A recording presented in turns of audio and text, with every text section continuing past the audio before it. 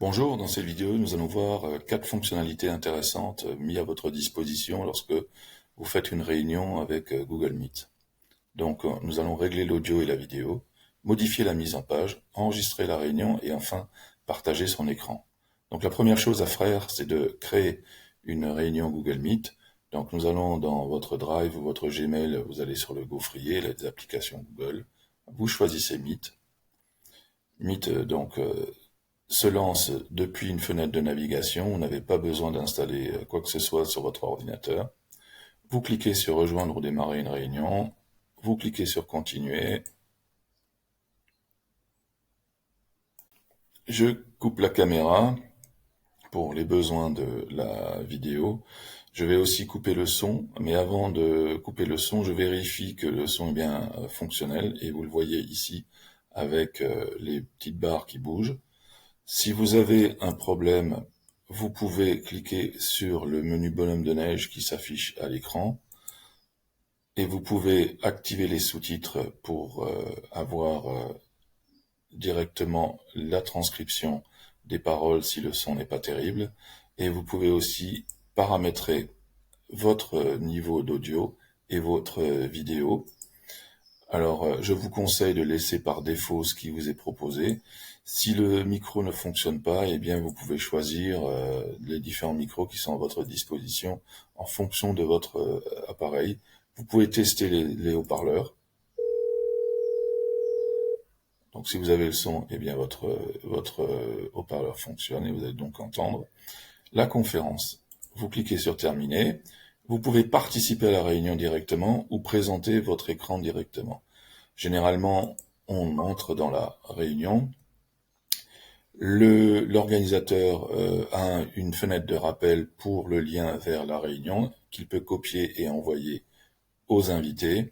Il peut aussi inviter directement par mail les participants.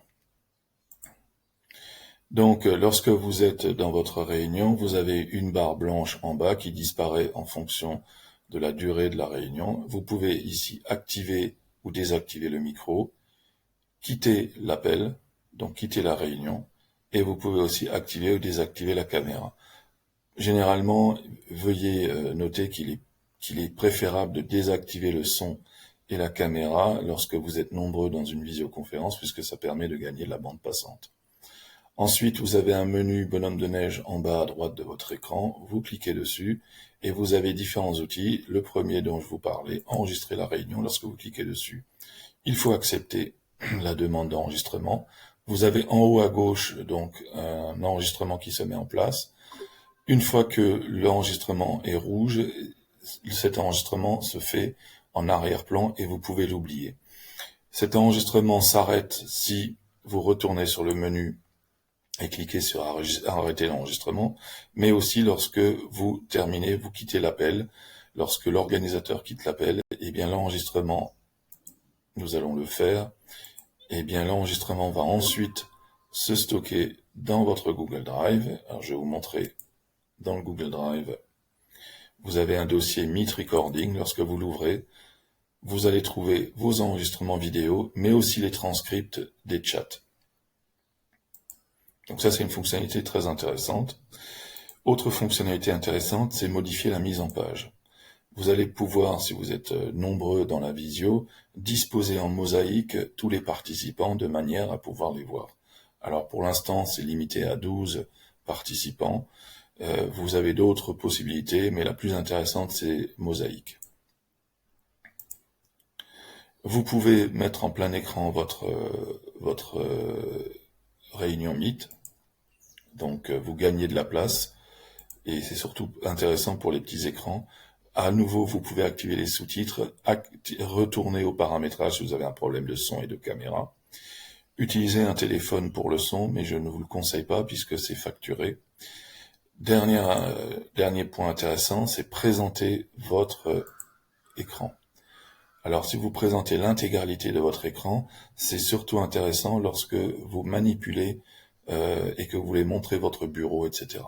Vous pouvez montrer une fenêtre et un onglet Chrome, un onglet du navigateur Chrome. Alors, c'est que pour le navigateur Chrome, et ça, c'est pratique pour notamment faire passer une vidéo à vos apprenants ou aux participants de manière à ce qu'ils aient le son. Donc lorsque je clique sur l'intégralité de l'écran, il va falloir que je sélectionne en cliquant sur la fenêtre qui s'ouvre, l'écran, je clique sur partager. À partir de ce moment-là, eh bien, le partage va se mettre en place. Alors, en fonction de la connexion, cela va prendre un peu de temps. Et puis, donc, à partir de ce moment-là, je vais pouvoir me déplacer et tout en me déplacement, eh bien, ce partage va se faire avec tous les participants à la réunion. Donc, nous venons de voir rapidement quelques fonctionnalités mises à votre disposition dans une réunion Google Meet. Je vous remercie et surtout, gardez la forme.